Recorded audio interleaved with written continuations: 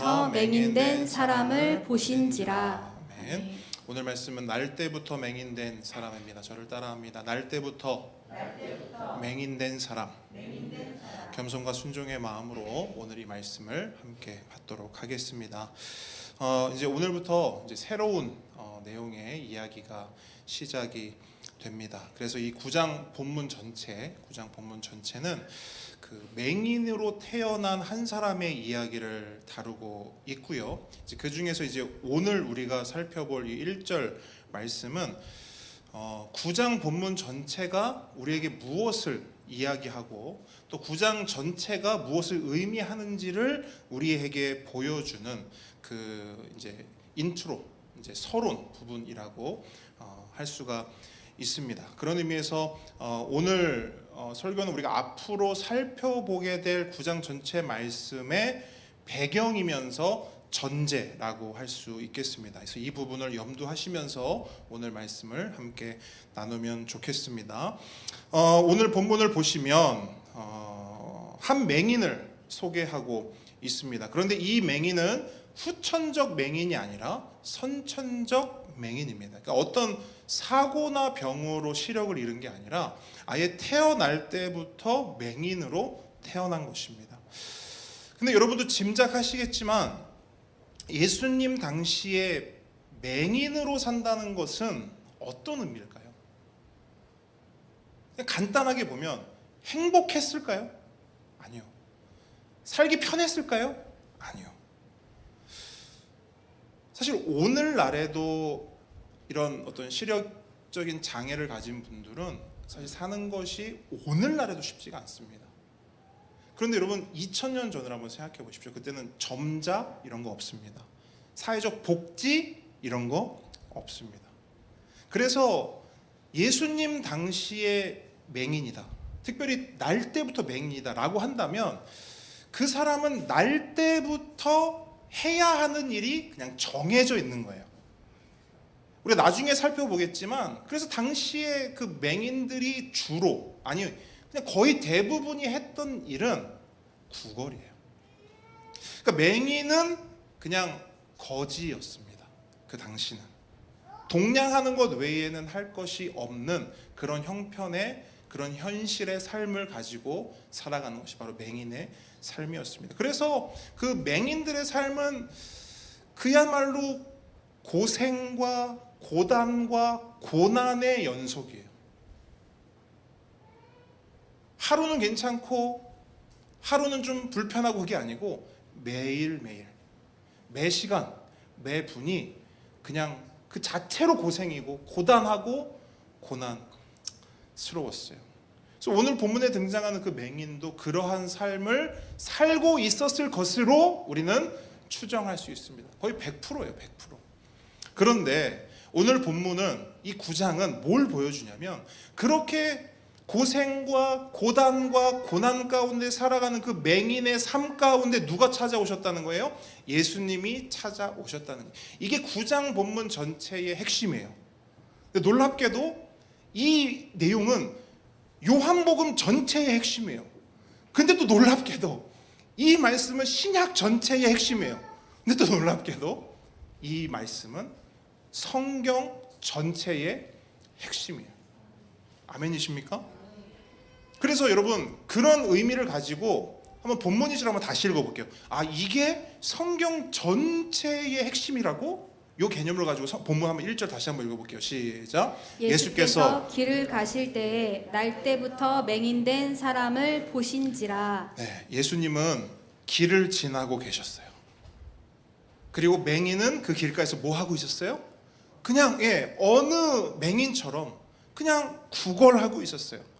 그런데 예수님은요 그 맹인을 그냥 지나치지 않으시고 그를 어떻게 하셨대요? 보셨대요. 근데 여러분 여기서 보셨다는 것은 그냥 스치듯 그냥 봤다, 나 아까 오는 길에 이렇게 봤어, 이런 의미가 아니에요. 여기서 봤다는 것은요 주목하여 봤다는 거예요. 그리고 원어적으로 보면요 그냥 단순히 눈으로 본 게 아니고 여기서 봤다는 것은요 알다의 의미도 있어요. 그러니까 예수님은 그를 보셨고 그를 아셨대요. 그런데 여러분 이 장면을요, 사실 우리가 이 9장 본문은 익숙한 본문이에요. 근데 제가 한 가지 팁을 드리자면, 익숙한 본문일수록 우리는 어떻게 그 본문을 대해야 되냐면 낯설게 대해야 돼요. 무슨 말이냐면 처음 보는 것처럼. 그래서 어떤 익숙한 본문을 볼 때 여러분들이 가져야 될 마음은 나 이거 처음 보는 건데 라고 생각하시면서요, 그 본문을요 깊이 들여다보셔야 돼요. 그래서 사실은 1절 본문이요, 뭐 우리가 깊이 묵상하고 볼 건덕지가 사실은 없어 보이거든요. 그냥 예수님이 길을 가셨을 때 맹인이 있었고 그 맹인을 보셨다, 그냥 지나칠 수 있단 말이에요. 그런데 그렇게 보면 이 말씀이 우리에게 주는 의미, 진짜 의미를 사실은 우리는 맞닿을 수가 없어요. 그래서 이런 본문일수록 우리가 곱씹어 봐야 하고 우리가 조금 더 낯설게 집중해서 볼 필요가 있습니다. 그래서 여러분 상상하면서 보시는 거예요. 묵상하면서 보시는 거예요. 이 장면을 한번 여러분 떠올려 보세요. 그러니까 지금 예수님은요, 그 사람을 뭐 하고 계세요? 뭐 하고 계세요? 주목하고 계세요. 보고 계세요. 그러면 그 반대 개념도 한번 생각해 보자고요. 그 사람은 뭐 하고 있을까요? 잘 보세요. 예수님은 그를 보고 있어요. 그는 뭐 하고 있어요? 보세요. 이게요, 우리가 요거를 낯설게 안 보잖아요. 그러면 요런 개념들을 쉽게 놓쳐요. 왜냐면 우리는 그냥 우리 기준으로 생각하니까. 예수님이 그를 본다. 여러분, 누군가 여러분을 보면 여러분은 어떻게 해요? 여러분 그 사람 보죠. 근데 오늘 본문에 등장하는 이 사람은 뭐예요? 맹인이잖아요. 여러분, 요거 하나만 우리가 발견해도 우리가 이 본문은요 사실은 다 본 거예요. 그러니까 요거를 오늘 좀 중점적으로 볼 거예요. 요 장면을 보세요. 예수님은 그를 보고 있지만 그는 예수님을 보지 못해요. 그래서 저는요, 이 한 장면을 깊이 묵상하면서 이 맹인의 상황과 상태를요 좀 더 넓은 관점으로 보게 됐습니다. 그래서 이 사람이 가진 문제가 뭐예요? 날 때부터 맹인이라는 거거든요. 근데 이 문제가 오늘 이 요한복음 이 본문은 이 맹인이 가진 문제, 날 때부터 맹인이라는 이 문제를 단순히 육신의 문제로만 보지 않고 영혼의 문제로까지 확장시켜서 보고 있구나, 이걸 제가 보게 된 거예요. 발견하게 된 거예요. 왜 그러냐면 여러분, 이 사람이 못 보는 건 그냥 지나치는 어떤 사람이 아니잖아요. 이 사람이 못 보는 건 누구세요? 예수님인 거예요. 그러니까 이 사람은 다른 어떤 것도 보지 못하지만 뭐도 못 봐요? 예수님도 못 봐요. 그러니까 이 맹인은 육적으로 보지 못하는 맹인인 동시에 영적으로도 보지 못하는 맹인인 거예요. 언제부터? 날 때부터. 그러니까 오늘 본문이 이 맹인을 통해 우리에게 말하고자 하는 내용은 뭐냐면, 이 맹인은 참 사람이신 예수님도 보지 못하고 참 하나님이신 예수님도 보지 못하는, 그야말로 정말로 아무것도 보지 못하는 진짜 맹인인 것을 우리한테 보여주는 거예요. 그럼 생각해 보자는 거죠. 이 사람 진짜 맹인이네. 이 사람은 육적으로도 못 보고 영적으로도 못 보네. 이거 진짜 맹인이네. 그럼 물어봐야 되는 거예요. 그러면 이 사람만 진짜 맹인이냐는 거예요. 그렇지 않죠. 여러분, 성경은 뭐라고 말하냐면요, 이 사람이 진짜 맹인인데 이 사람만 진짜 맹인이 아니라 너희들 모두가, 우리 모두가 진짜 맹인이라고 성경은 말씀합니다. 그 이유가 뭐냐면, 여러분, 성경은 모든 사람이 죄인이라고 말합니다. 그렇죠? 근데 여러분, 죄인에게는 어떤 특징이 있거든요. 그러니까 성경을 보면 어떤 죄인을 표현하고 어떤 죄인을 설명할 때 그 죄인의 두드러진 어떤 특징을 강조해서 표현해요. 그 중에 하나가 뭐냐? 제가 말씀을 하나 읽어드릴 거예요. 이사야 44장 18절. 그들이 알지도 못하고 깨닫지도 못함은, 그러니까 사람들은 하나님에 대해서 영적으로 알지도 못하고 깨닫지도 못한대요. 못함은, 그러니까 그 이유가 뭐냐면 그들의 눈이 가려서 보지 못하며 그들의 마음이 어두워져서 깨닫지 못함이니라. 자, 죄인의 특징이 뭐라고요? 눈이 가려져서 뭐 한대요? 보지 못한대요. 네, 죄인의 특징이 뭐냐? 못 보는 거예요. 영적으로 못 봐요. 한마디로 영적 맹인이라는 거예요. 그러므로 구원받지 못한 죄인은 곧 뭐냐? 맹인이에요. 죄인은 맹인이에요. 성경이 말하는 관점은 그렇습니다. 그러므로 오늘 본문의 이야기는 2000년 전 살았던 한 맹인의 개인적인 이야기가 아니죠. 이 9장 본문은 뭐 다른 본문도 마찬가지입니다만 이 9장 본문은 여기서 말하는 날 때부터 맹인은 결국 누군 거예요? 우리 모두인 거예요. 그런 의미에서 사람들이 예수님을 보지 못하고 예수님을 알지 못하며 예수님을 믿지 못하는 이유는 자명해요. 분명해요. 우리가 영적 맹인이기 때문이에요. 예수님은 그 맹인을 보고 있다니까요. 근데 맹인은 어떻다고요? 못 봐요. 왜 예수님을 못 보고 왜 예수님을 영접하지 못하고 왜 예수님을 믿지 못하는가?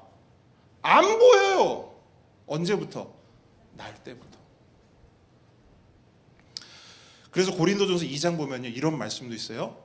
육에 속한 사람은, 그냥 쉽게 말할게요, 구원받지 못한 사람, 거듭나지 못한 사람은 하나님의 성령의 일들을 받지 아니하나니 이는 그것들이 그에게는 어리석게 보이며 또 그는 그것들을 알 수 없나니 그러한 일은 영적으로 분별되기 때문이라. 여러분 이게 무슨 말이냐면 쉽게 설명드리면 이거예요.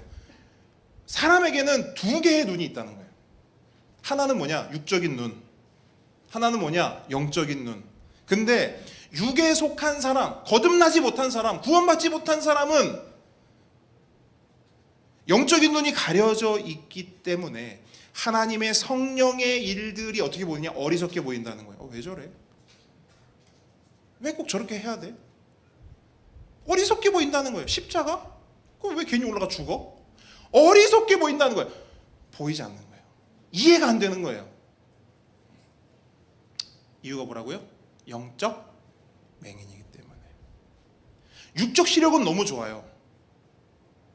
근데 영적 시력은 캄캄한 거예요. 어두운 거예요. 아무것도 보지 못하는 겁니다. 여러분 지난번에도 제가 말씀드렸듯이 생명에 대한 세상의 관점과 성경의 관점은 완전히 다릅니다. 세상은 숨쉬고 심장 뛰고 뇌 돌아가면 살았다 그래요. 그거 사는 거예요. 그런 의미에서 우리 모두는 다 살아있어요.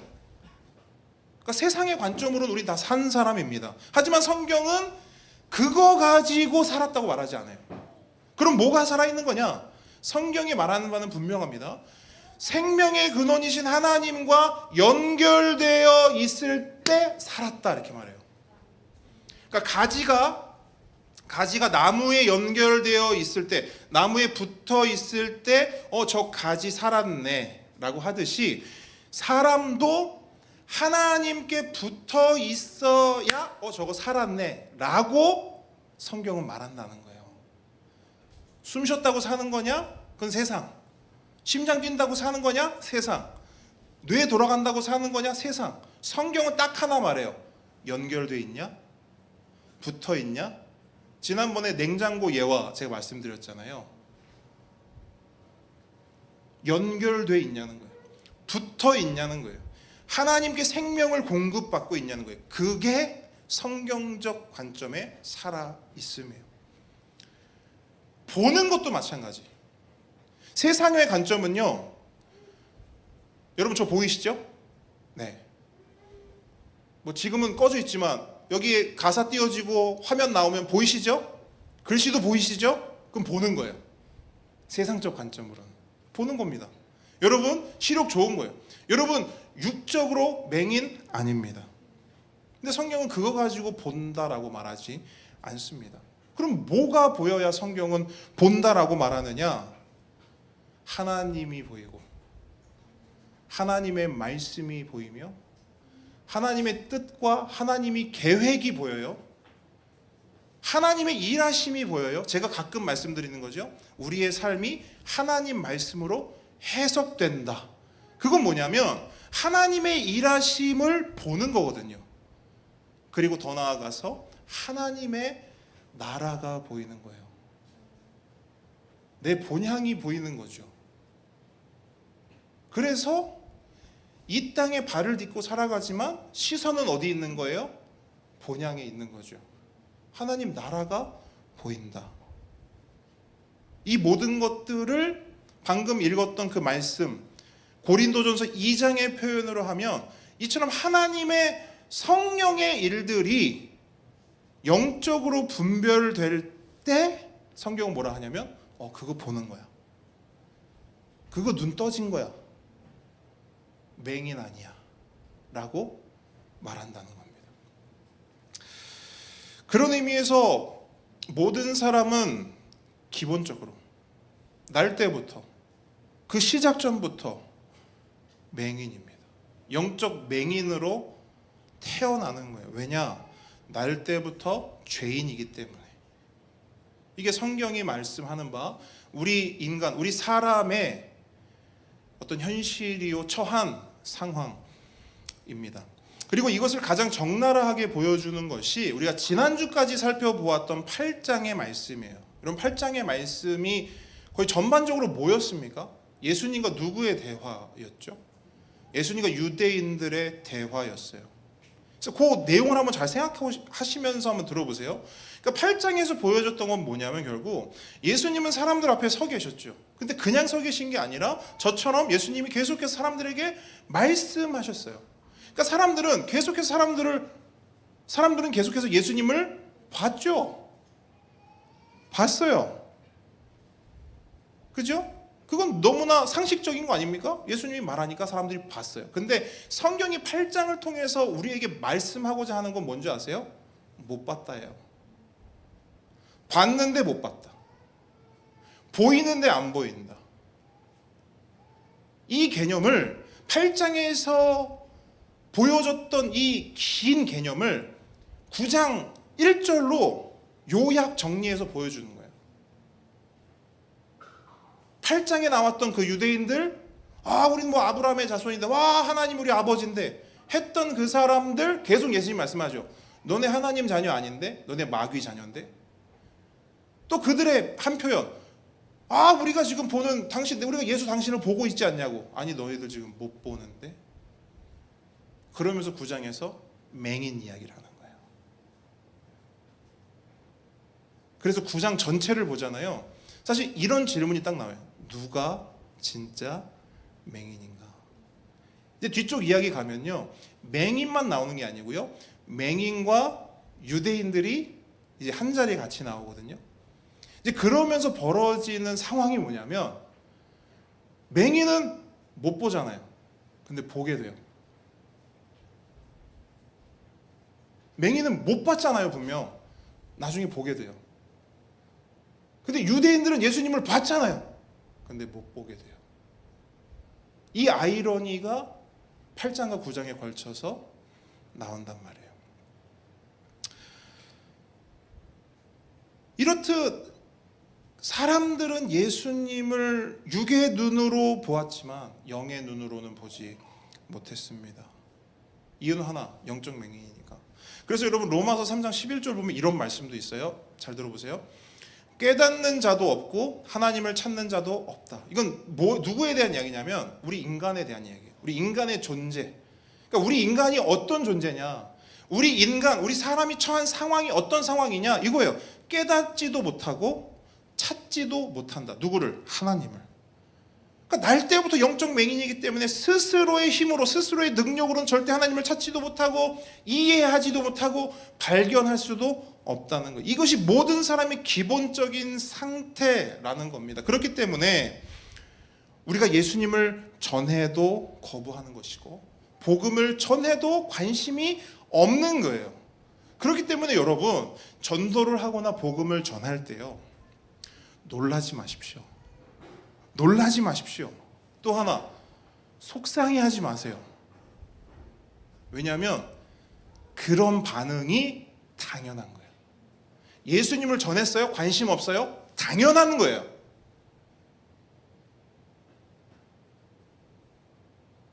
여러분 한번 눈 감아보세요. 또 떠주세요. 여러분이 눈 감았을 때 제가 앞에서 뭔가를 했어요. 여러분 뭘 보셨습니까? 아무것도 못 봤죠.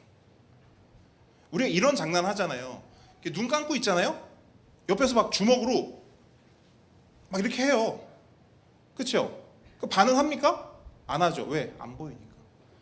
당연한 거예요. 예수님을 전해요? 관심 없어요. 반응 없어요. 맹인인데 어떻게 봅니까?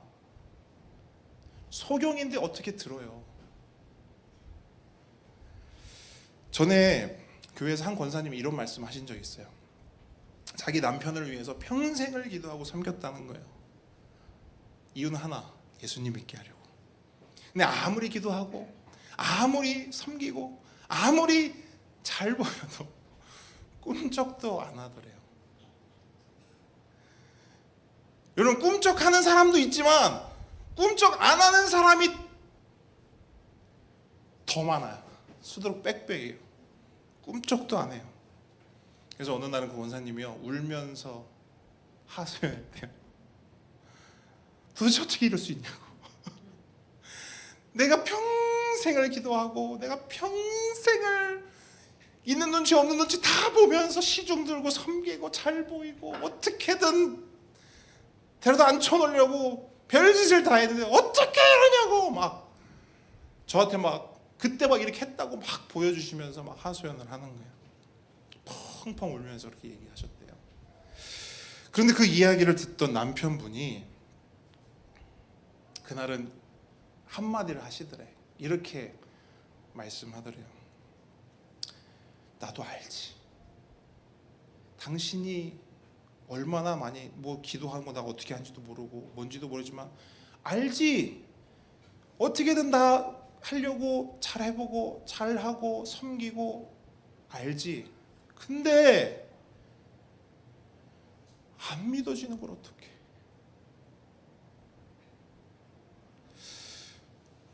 저는 이 말이 권사님이 딱 그 말을 하셨을 때 권사님을 생각하면 참 속상한 말이지만 사실 여러분 이거 정답이거든요. 그 말이 정답이거든요. 저는 뭐라고 생각하냐면 그 남편분이 진짜 솔직하다고 생각해요. 정직하다고 생각해요. 다른 이유 안 되고 진짜 정직하고 솔직한 이유를 말씀하셨다고 생각해요. 안 믿어지는 걸 어떡해. 그걸 다른 표현으로 해볼까요? 안 보이는 걸 어떡해. 다른 표현으로 해볼까요? 안 들리는 걸 어떡해.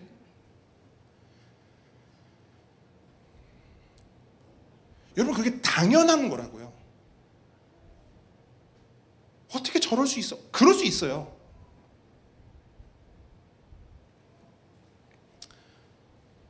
사람은 원래 그런 존재입니다. 그 남편분만 그런 게 아니고 그 권사님도 그랬고 저와 여러분도 그랬고 어쩌면 우리 중에는 그 남편분의 고백과 똑같은 고백을 입 밖으로 내뱉지 못하지만 이 속으로 하는 분도 있을 겁니다. 근데 그게 기본이라는 거예요. 우리 인간은. 왜? 우리는 날 때부터 영적 맹인이니까. 그런데 여러분 중요한 사실이 있어요. 우리가 문제를 발견했습니다. 문제가 뭐냐? 모든 사람은 영적 맹인인 거예요. 언제부터? 날 때부터. 이게 성경이 말하는 바 진리입니다. 이 진리 앞에서는 그 누구도 피해갈 수가 없어요. 그런데 성경이 말하는 또 하나의 진리가 있어요. 그렇기 때문에 날 때부터 모두가 영적 맹인이기 때문에 성경이 말하는 바 진리는 뭐냐? 그 모든 사람에게는 누가 필요하다? 예수님이 필요하다. 어떤 사람에게만 필요한 게 아니라 그 남편에게만 필요한 게 아니라 모든 사람에게 예수님이 다 필요하다는 거예요. 그 이유가 뭔가 여러분 오늘 본문에서요 조금만 거슬러 올라가 볼게요. 8장 가볼게요. 8장. 왜 예수님이어야 하는가? 왜 날 때부터 영적 맹인인 우리에게 예수님이 반드시 꼭 필요한가? 요한복음 8장 12절 말씀 함께 읽습니다. 예수께서 시작. 예수께서 또 말씀하여 이르시되 나는 세상의 빛이니 나를 따르는 자는 어둠에 다니지 아니하고 생명의 빛을 얻으리라. 아멘. 예수님이 왜 필요합니까? 오직 예수님만이 날 때부터 맹인된 우리의 눈을 밝힐 수 있는 세상의 빛이요. 아멘. 생명의 빛이기 때문입니다. 여러분 왜 세상의 빛이라고 말씀하실까요? 세상에는 빛이 없기 때문이에요. 그러니까 예수님만이 세상을 비추는 빛이에요. 근데 왜 생명의 빛이라고 말합니까? 빛이 없는 곳에서는 뭐가 없어요? 생명이 없어요. 그렇기 때문에 예수님이 세상 가운데 빛을 비추시면 그 빛은 동시에 뭔 거예요? 생명인 거예요. 그 빛으로 영생을 얻는 것입니다. 그러므로 날 때부터 영적 맹인인 우리 모두는 그 세상의 빛 되신 생명의 빛 되신 예수 그리스도가 필요한 것입니다. 그런데 여러분 방금 말씀드렸던 이 말씀, 그러니까 예수님이 내가 세상의 빛이고 생명의 빛이다, 이건요 그냥 예수님께서 즉흥적으로 사람들을 설득하기 위해서 던진 말이 아니에요. 예수님이 말씀하신 빛이란 개념, 생명이란 개념은 이미 구약 때 하나님께서 말씀으로 약속하신 언약의 말씀입니다. 제가 이사야 35장 4절 말씀 읽어드리겠습니다. 35장 4절을 보면요 이런 말씀이 있어요. 그러니까 이사야가 장차 오실 메시아 구원자에 대해서 하시는 말씀이에요. 이런 말씀이에요. 하나님이 오사 너희를 구하시리라. 잘 들어보세요. 구약에서 하나님이 오사 너희를 구하시리라 이렇게 말씀하셨어요. 그러니까 구약의 이사야 선지자는 하나님의 오심, 다른 말로 하나님의 메시아, 하나님의 구원자가 오실 것을 예언하였고 그 오심의 목적이 뭐냐? 오사 너희를 뭐 하신대요? 구하시리라. 구원하신다는 거예요. 그러니까 하나님이 오셔서 너희를 구원하신다라고 예언했어요. 그리고 그 뒤에 곧장 요 말씀이 이어지거든요. 읽어드립니다. 그때에. 자, 그때가 언제냐? 하나님이 오셔서, 하나님의 구원자가 오셔서 너희를 구원할 때 어떤 일이 일어나는 줄 알아? 그때에 맹인의 눈이 밝을 것이며. 하나님의 구원자가 오셔서 사람들을 구원하실 것인데 그때 어떤 일이 일어나는가? 맹인의 눈이 밝아지는 역사가 일어난다는 거예요. 그리고 여러분 보세요. 예수님이 이 땅에 오셔서 사실 여러 가지 이적과 기적과 치료 사역을 하셨죠. 근데 보시면 모든 걸 다 고쳐주시고 모든 기적을 다 일으키신 게 아니에요. 어떤 특정한 치료와 어떤 특정한 사역을 반복하시거든요.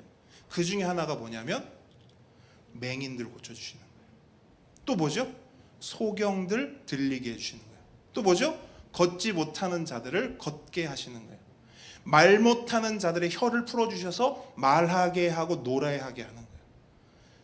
그리고 오늘은 다 다루지 못하지만 그때의 맹인이 눈이 밝을 것이며 이후로 다 나오는 문장들이에요. 소경이 귀가 열리고 걷지 못하는 자가 뛰고 노래하지 못하는 자가 입이 열려 노래하고, 이게 하나님이 오셔서 하나님의 구원자가 오셨을 때 나타나는 현상들이라는 거예요.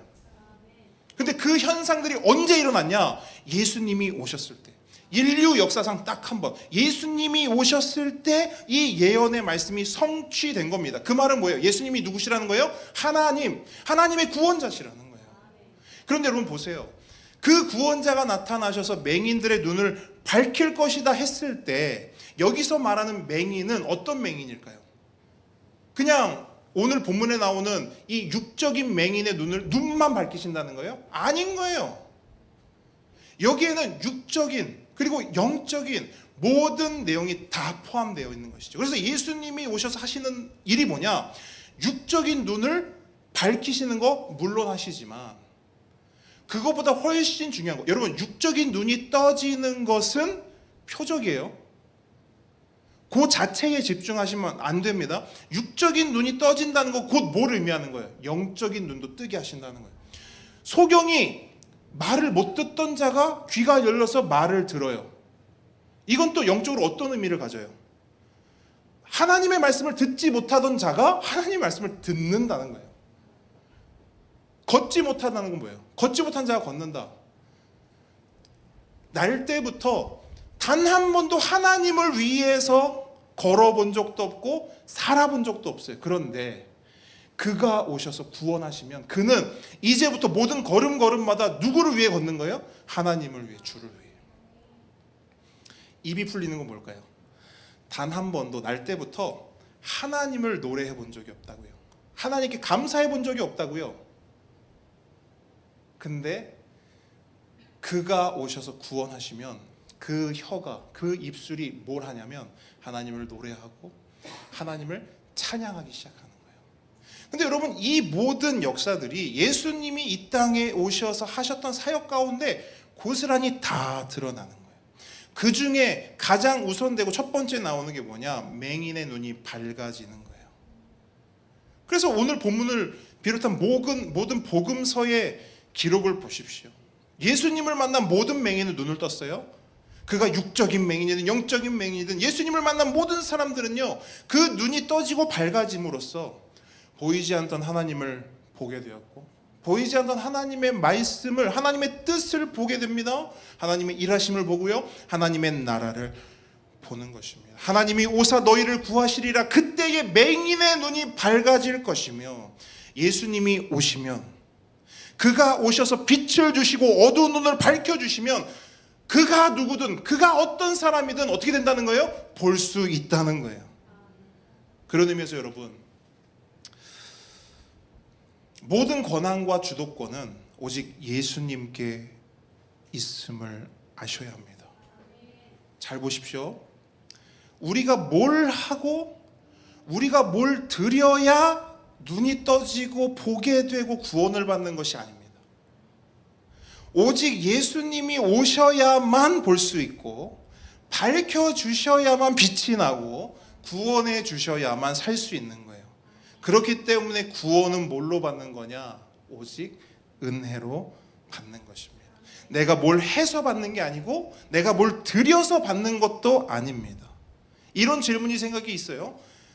근데 목사님, 내가 잘 믿어야 구원받는 거 아닙니까? 목사님, 분명히 성경은 믿음으로 구원받는다고 하지, 내가 잘 믿어야 구원받는 거 아닌가요? 맞죠.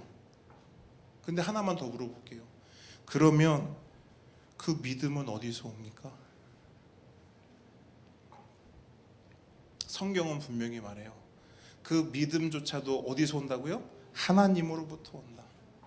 하나님께서 은혜를 베풀어 주셔서 잘 믿을 수 있는 믿음을 주셨기 때문에 그 믿음을 주신 은혜로 말미암아 우리가 구원을 받은 것입니다. 아멘이십니까? 그래서 에베소서 2장은 이렇게 말씀합니다. 너희는 그 은혜에 의하여 믿음으로 말미암아 구원을 받았으니 이것은 너희에게서 난 것이 아니요 하나님의 선물이라.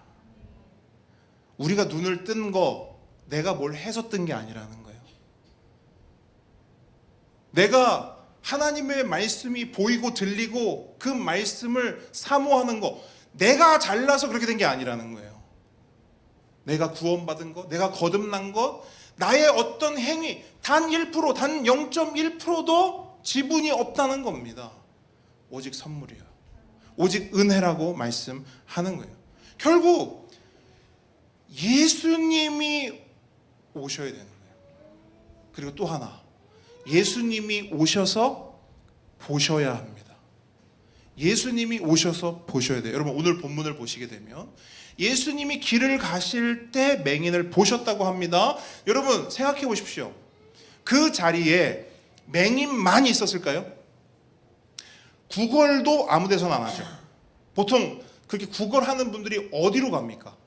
사람들이 많이 모이는데. 그러면 생각해 보자고요. 이 맹인은 어디 있었을까요? 사람들이 정말 많이 왔다 갔다 하는 성전 앞에 있었는데 그 이제 예루살렘 성 안에서 제일 많이 사람들이 있었던 그곳에 지금 이 맹인이 앉아 있는 거예요. 근데 그 수많은 사람들 가운데 예수님은 누구를 주목하세요? 그 맹인을 주목하시는 거예요. 그러니까 이걸 통해서 또 하나님은, 성경은 우리에게 뭘 말하고 있냐면, 이 맹인은 예수님이 즉흥적으로 아우 얘 불쌍한데 얘 구원해 줘야겠다 하고 찾아 나선 게 아니라는 거예요. 이미 영원전부터 하나님은 이 날 때부터 맹인인 이 사람을 선택하신 겁니다. 선택하셨어요. 그래서 우리가 다음 주에 살펴볼 거지만 제자들이 묻거든요. 맹인을 보면서 이 사람 맹인 된 거 이 사람 자신의 잘못입니까? 아니면 부모 때문입니까? 이렇게 물어요. 그러니까 예수님이 뭐라고 하시냐면 둘 다 아니야. 이 사람이 날 때부터 맹인된 이유는 하나님의 일을 나타내기 위함이야. 무슨 말입니까? 하나님이 영원전부터 그를 영적인 맹인으로 또한 육적인 맹인으로 이렇게 지내게 하신 하나님의 분명한 작전과 계획과 뜻이 있다는 거예요. 있다는 거예요. 그래서 그 계획을 예수님이 아셨기 때문에 수많은 사람들 중에서 그를 주목하여 보시고 그에게 가신 겁니다. 그럼 여러분께 여쭤볼게요. 그 사람이 뭘 했습니까? 그러니까 예수님이 그 사람을 선택하고 그 사람에게 오고 그 사람을 주목하는 데 있어서 그 맹인이 한 게 뭐가 있죠? 아무것도 없어요. 여러분 놀랍게도 그가 한 것은 아무것도 없어요. 더 구체적으로 말하면 그는 할 수 있는 게 사실은 아무것도 없죠. 한 게 없을 뿐 아니라 할 수 있는 게 없었어요. 그는 하나님을 찾지도 않았어요. 로마서 말씀에 의하면 그는 하나님을 찾지도 않았어요. 하나님을 구하지도 않았어요. 그는 나중에 살펴보겠지만 예수님이 누군지도 몰랐어요. 심지어 예수님이 이 동네에 온 줄도 몰랐어요. 그 예수님이 지금 내 눈앞에 있는 줄도 몰랐어요.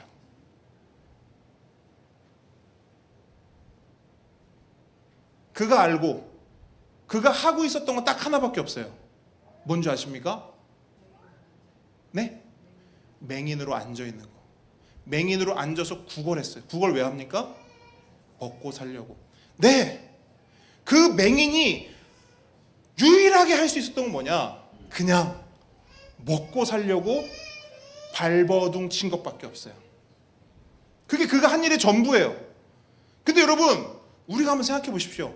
그러면 구원 받을 것 같아요? 우리 맨날 말하잖아요. 근데 저렇게 하면 구원 못 받는데. 근데 여러분, 맹인은요 그냥 먹고 살았어요. 그 먹고 사는 게 뭐 대단한 일도 아니었어요. 그냥 입에 풀칠했어요. 그러니까 뭘 말씀드리고 싶냐면 그는 아무것도 할 수 없는 너무나 무력하고 무기력한 존재였다는 거예요. 그래서 여러분 그날도 그는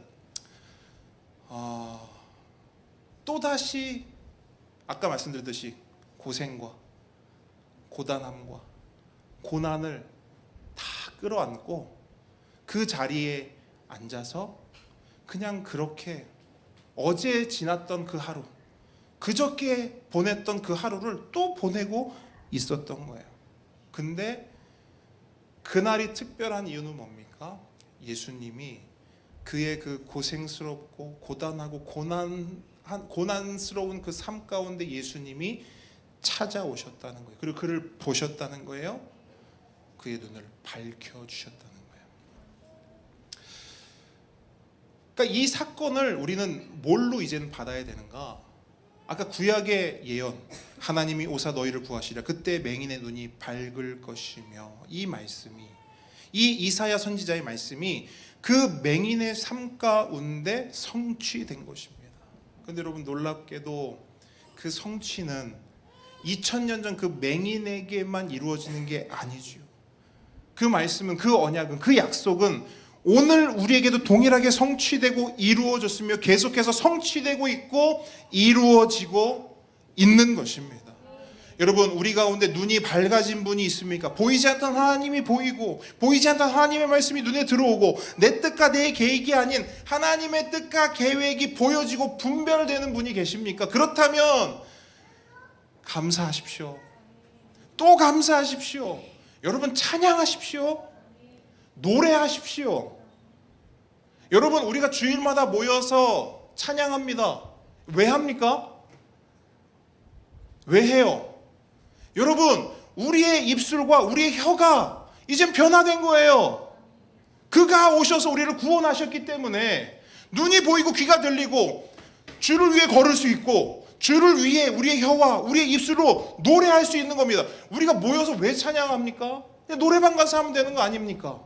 모여서 주를 노래하고 하나님을 노래하는 이유는 다른 거 없어요. 우리는 이제 나의 입술을, 나의 목소리를 그렇게 사용할 수 있는 자가 되었기 때문입니다. 그럼 그걸 사용하셔야죠.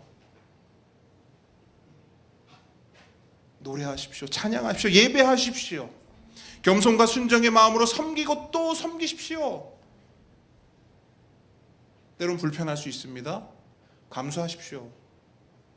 자발적 불편함으로 여러분의 그 섬김의 자리로 나아가십시오. 더 낮아지시고 더 충성하시고, 무엇보다 여러분 더 사랑하십시오. 그것이 하나님께 선물 받은 사람들의 삶입니다. 하나님의 선물을 받았고 하나님의 은혜를 입었으면 이제 하나님께 받은 그 은혜와 선물로 여러분 신앙하는 겁니다. 여러분, 그래서 여러분, 신앙생활은 요 지점에서 시작하는 거예요. 아, 나 지난주부터 교회 다니기 시작했잖아. 이게 신앙생활이 아니고, 하나님의 선물을 받고 하나님의 은혜를 받았어요? 그러면 이제 신앙생활 거기서부터 시작되는 겁니다. 그리고 처음부터 끝까지 그 은혜와 선물로 하는 게 신앙생활입니다. 거기에 내 성격, 내 열심, 내 능력, 사용되는 도구이긴 하지만 중심되는 마음이 아닙니다. 중심되는 마음은 뭐냐?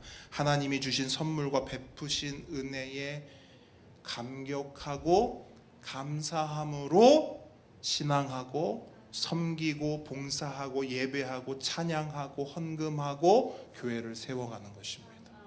만약 감격이 사라지고 감사가 사라졌으면 제가 늘 말씀드립니다. 본인을 위해서, 공동체를 위해서 멈추십시오.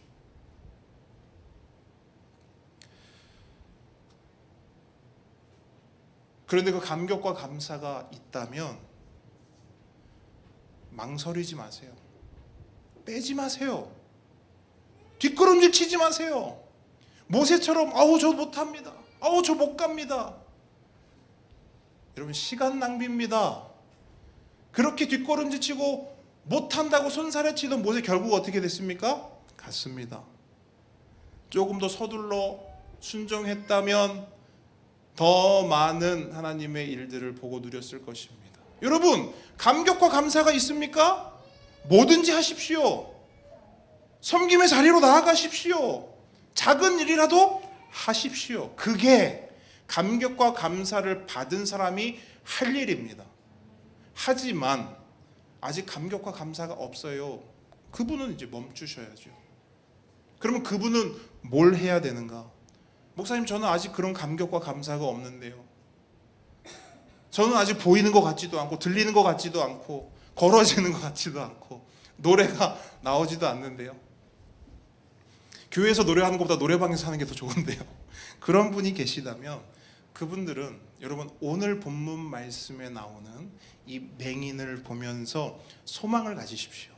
기대하십시오. 왜냐하면 오늘 맹인의 이야기는 우리의 이야기이고 나의 이야기이며 아직 예수님을 만나지 못한, 아직 예수님이 찾아오지 못한 그 사람들에게 이제 예수님이 곧 가실 것이다. 나는 못 보지만 지금도 예수님은 우리를 보고 있다라는 것을 우리에게 말씀하고 있는 그런 본문입니다. 그 예수님께서 여러분 머지않아 여러분을 찾아가셔서 여러분을 보시며 여러분의 눈에 진흙을 개어 붙여주시며 여러분의 눈을 밝혀 주실 겁니다. 분명히 기억하십시오. 목사님, 저는 안 보이는데요. 하나님 없는 것 같은데요. 하나님 너무 멀리 계시는 것 같은데요. 맹인을 생각하세요. 예수님이 어디 계셨는가? 맹인 바로 앞에 있었어요. 하지만 그때도 맹인은 예수님을 보지 못했습니다. 기대하십시오. 소망하십시오. 이제 예수님이 손만 내미시면 됩니다. 그때가 속히 오기를 주님의 이름으로 축복합니다. 그러므로 그의 오심을, 그의 보심을, 그의 만져주심을 소망하고 기대하는 이번 한 주간 되기를 주님으로 축복합니다. 우리 함께 찬양 고백